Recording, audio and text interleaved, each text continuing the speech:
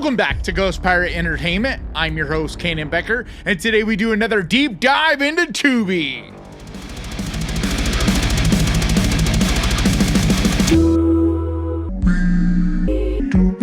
And with that, let's get to the list.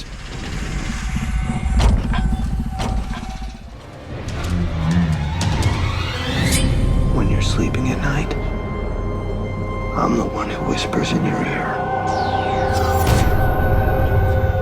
The Evil Within is a 2017 horror movie, written and directed by Andrew Getty. It stars Sean Patrick Flanery, Dina Meyer, and Frederick Kohler. A lonely, mentally handicapped man is ordered by a demonic creature to go on a murderous rampage.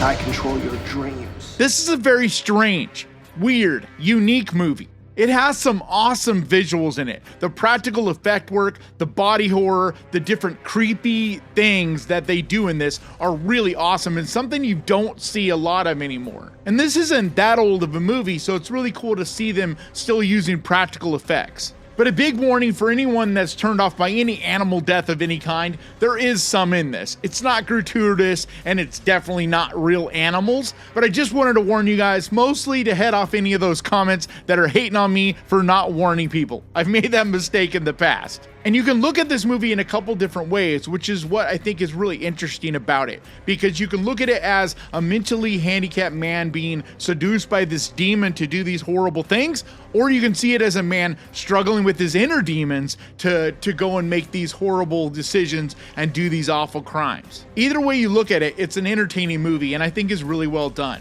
Now, I'm not saying it's a perfect movie. It is on the low budget side. Some of the effects, even though I do appreciate the practical effects, some of them are just not that great. On top of that, some of the acting in it is a little bit, subpar.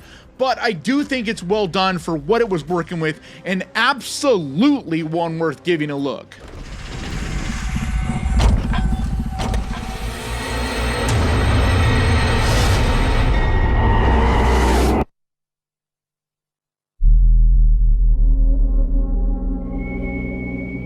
Kill List is a 2011 British psychological horror movie. Directed by Ben Wheatley, it stars Neil Maskell, Mayanna Buring, and Michael Smiley. 8 months after a disastrous job left him physically and mentally scarred, an ex-soldier turned contract killer is pressured into taking a new assignment.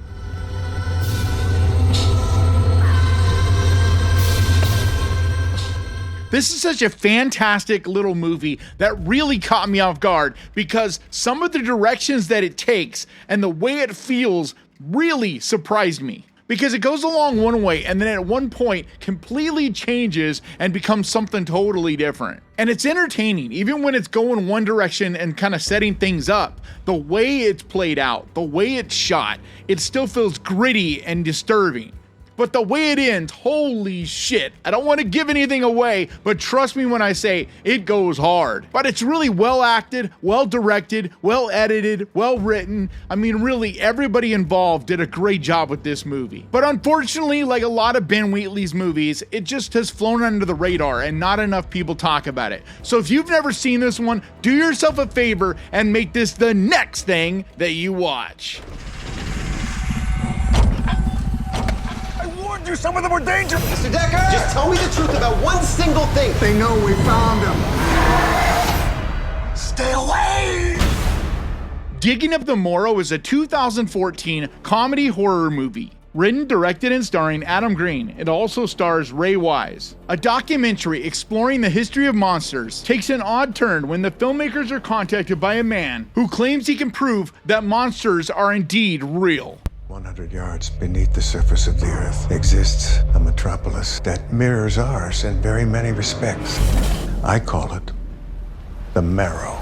This is such an entertaining movie. It's really cool because it feels in so many ways like a real documentary. Because Adam Green, the same director that made the Hatchet movies, plays basically himself in this, but more of a comedic version of himself. But it's cool because he's going along making this documentary and it feels like a real documentary. And then all of a sudden this guy contacts him and it takes a turn. And the directions that it goes and how far it takes it are just awesome. So it's kind of found footage, kind of faux documentary feeling, but definitely unique in its own way as well. So I won't spoil it here, but trust me when I say it goes in some wild directions and is so much fun and definitely worth checking out.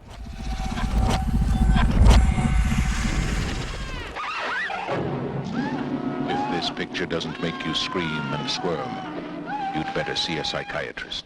Shivers is a 1975 Canadian sci-fi body horror movie. Written and directed by David Cronenberg in his feature directorial debut. It stars Paul Hampton, Lynn Lowry, and Barbara Steele.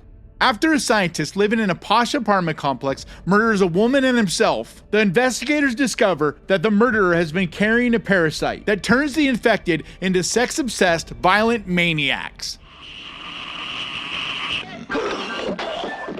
So I'm a big fan of David Cronenberg's work. A few years ago, I went and hunted down pretty much all of his movies, and I've seen just about all of them. There may still be one or two that I'm not thinking of that I haven't, but I know for the most part, I've seen them. And this is in a lot of ways where it all began. I know prior to this, he made a short film, or at least it's not quite a feature length. So this is what he's credited as his full length feature debut. And even working on a slim budget and it being his first real movie, he does an incredible job here. It has a lot to say and deals with a lot of issues, especially stuff that was really prevalent at the time, but things that are still important to this day. Things like status and the wealthy elite and things like that, as well as sex and violence and how they all intersect. And it's just a really cool take on kind of a zombie outbreak kind of movie. So in a lot of ways, this is kind of his version of that Night of the Living Dead kind of movie. And there's a lot he does borrow and copy from other filmmakers. You could definitely see that in this. And he later on would kind of perfect it even more with Rabid and things as time went by. But this does still stand on its own, and there's a lot of things you can take from this that you can kind of see what he would become as a filmmaker. It's really cool to see the beginnings of such a pioneer in filmmaking and someone that's really affected the horror and sci-fi genres so much. So if you're someone like me that really enjoys and appreciates to see where things began and where filmmakers began their journey, this is a great pick.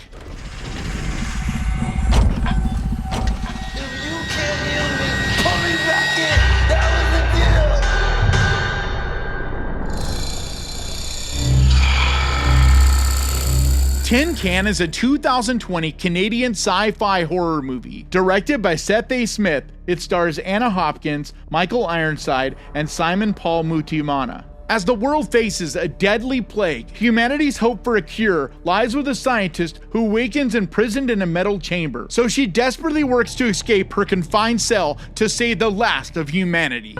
Just be patient. We'll all be fine. Listen.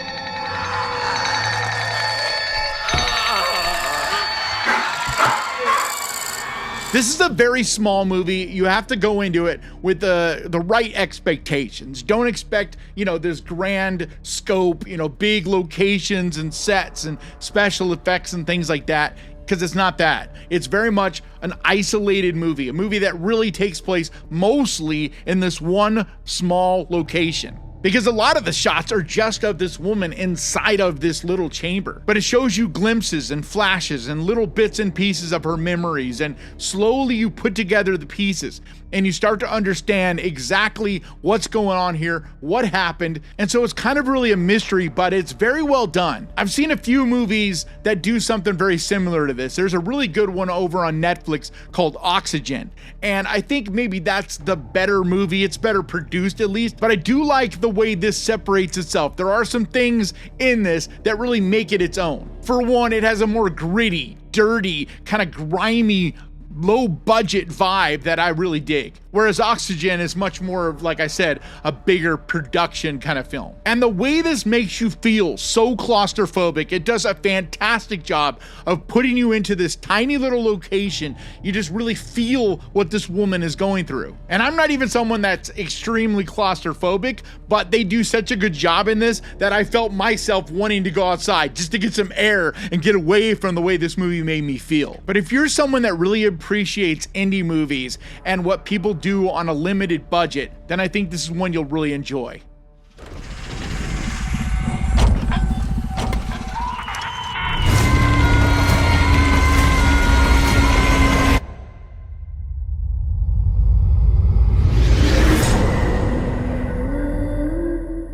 The Harbinger is a 2022 psychological horror movie. Directed by Andy Minton, it stars Gabby Beans, Emily Davis, and Raymond Anthony Thomas. Plagued by horrific nightmares, a woman enters a hellish dreamscape to confront her greatest fears.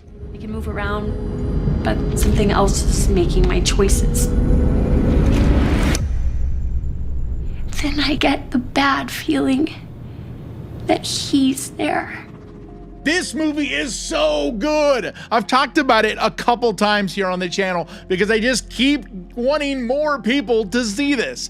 It's one of those that just frustrates me because it's so indie, it's so under the radar. Absolutely no one has seen this, and it's an absolute crime because it is so well done. It's probably the best movie I've seen that was created over the pandemic in 2020. They really kind of utilized the limited budget and the having to really be done in one location elements in this, and it works so well, especially because they kind of confront a lot of the things that a lot of people dealt with during that time. Just those feelings of isolation and loneliness. But the way they do it and the directions that this movie takes really caught me by surprise, really got to me, got under my skin and creeped me the fuck out. But it's so well acted, so well directed. It looks fantastic. It has not a ton of special effects, but the ones that they do use in this are very effective. Just the overall look, vibe, atmosphere, and tone of this movie are just disturbing. I think it's an absolute hidden gem and one that I highly recommend. Haven't you done enough, huh? Time is on my side. Fallen is a 1998 supernatural thriller. Directed by Gregory Hoblit, it stars Denzel Washington, John Goodman, and Donald Sutherland. The story is about a Philadelphia police detective who's investigating occult murders committed by an apparent copycat killer. I know who you are. Put the gun down! Time is on my side. Hey, pal. So a couple years ago now, there was this movie that came out called Nefarious.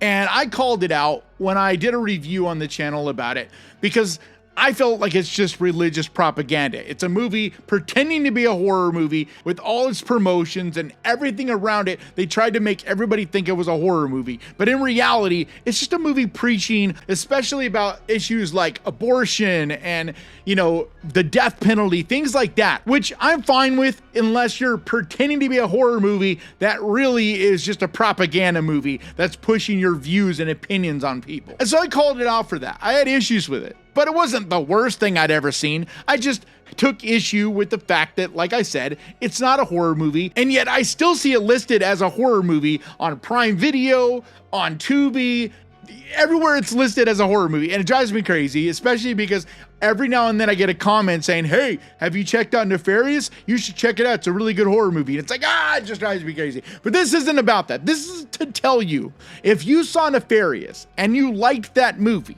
this movie, Fallen, is what that movie was ripping off. This is basically how it's done. When it's done correctly, when it's done effective, with really good actors, with good storytelling, it's just, this is what it should have been and not what that was, a propaganda thing. This is a real horror movie, a real thriller. It's creepy, it's uncomfortable. The acting is just amazing in it. I mean, John Goodman and Denzel Washington, as well as Donald Sutherland and others. I mean, it's just a stacked cast. But it takes a lot of twists and turns. A lot of this feels like a crime thriller, but it does take a supernatural turn. And I'm not gonna give it away in case you haven't seen it, what happens in this, but I promise you, it is a horror thriller by the end of it. But if you're looking for a supernatural crime horror thriller, this is an amazing pick.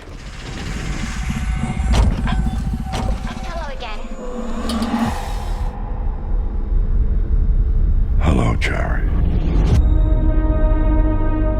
The Artifice Girl is a 2023 sci-fi thriller written and directed by Franklin Rich. It stars Tatum Matthews, Lance Hendrickson, and Sidna Nichols. A team of special agents discover a revolutionary new computer program to bait and trap online predators. And after teaming up with the program's developer, they soon find that the AI is rapidly advancing beyond its original purpose.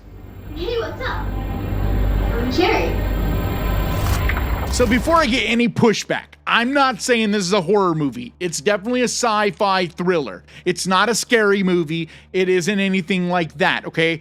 This takes that whole AI element and really takes an interesting approach and has a very unique and one-of-a-kind idea of how it could be used and the directions that it could go. It's really interesting, and I don't want to spoil anything, so I can't tell you why it's so interesting and what they do with it in this, but it goes in a direction that I did not see coming because it's not really one I had really ever thought about. And even though I'm not saying this is a horror movie, some of the topics and things that they deal with are real world horror. I mean, in my opinion, there is nothing more horrific than child predators. And they don't show anything, so don't worry, it's not like that kind of movie.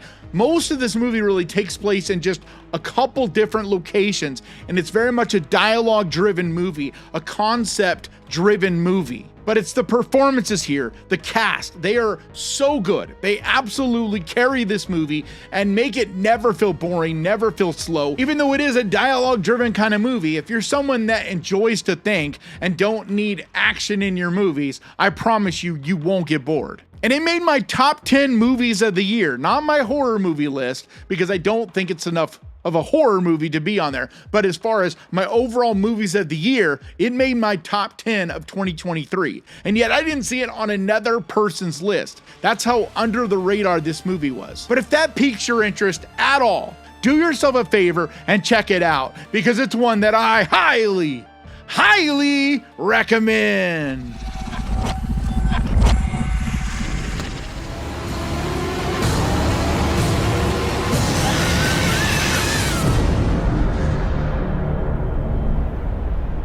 It Stains the Sands Red is a 2016 Canadian-American horror movie. Directed by Colin Minahan, it stars Brittany Allen, Juan Rendinger, and Merwin Mondesir. The story's about a woman relentlessly pursued through the desert outside of Las Vegas by a single zombie.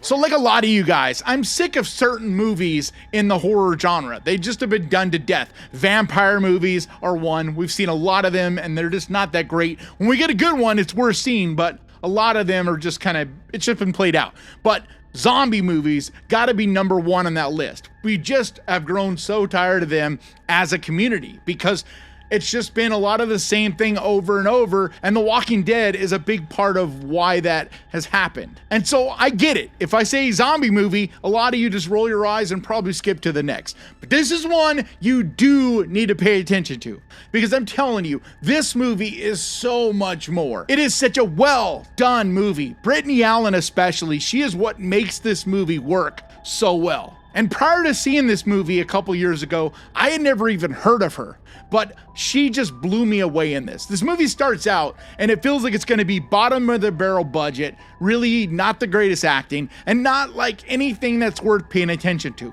But be patient with it, because about 10 minutes or so in, it picks up and you start to kind of little by little get an idea of what the core and what this movie really is. And it really is a character study. It's a beautiful movie that's well told, well paced. It's so interesting. It never feels boring or slow, even though on the surface, it seems like there's no way it could possibly be that interesting. But there's a lot of surprises in this, and ultimately where it takes it, I think is just so worth the ride.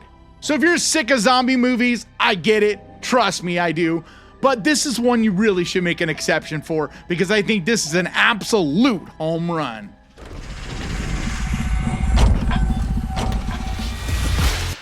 Oh, hell. What did he do to you?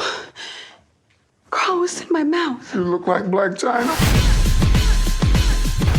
The House Next Door, or Meet the Blacks 2, is a 2021 comedy horror movie. Directed by Deon Taylor, it's a sequel to the 2016 film Meet the Blacks, and stars Mike Epps, Cat Williams, and Brisha Webb. When best-selling author Carl Black moves his family back to his childhood home, he must team up with oddball neighbors to battle a pimp, who may or may not be an actual vampire. What you say? Oh! Vampire feeds on blood.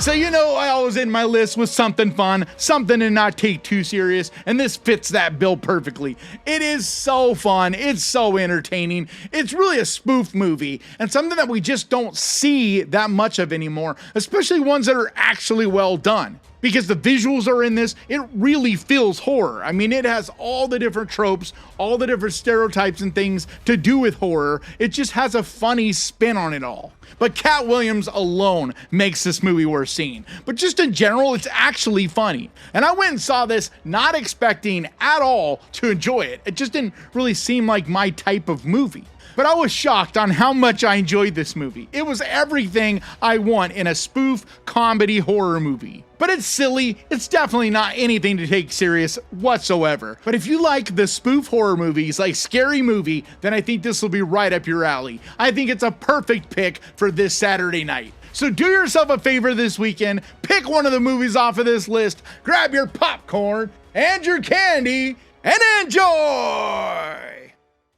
And I want to give a huge, massive, enormous thank you to the Ghost Pirate crew, to you guys over on Patreon, and to the channel members over here. You guys mean so much to me. And if you would like to help support this channel over on Patreon, there's a link down in the description. Or you can become a channel member by clicking on that join button down there and help support the channel that way. But like always, thank you so much for watching. Please crush that like button. And remember guys, horror can be fun. And if you enjoyed this, click right here to watch me talk about 10 more horror movies I highly recommend. And I'll see you guys next time.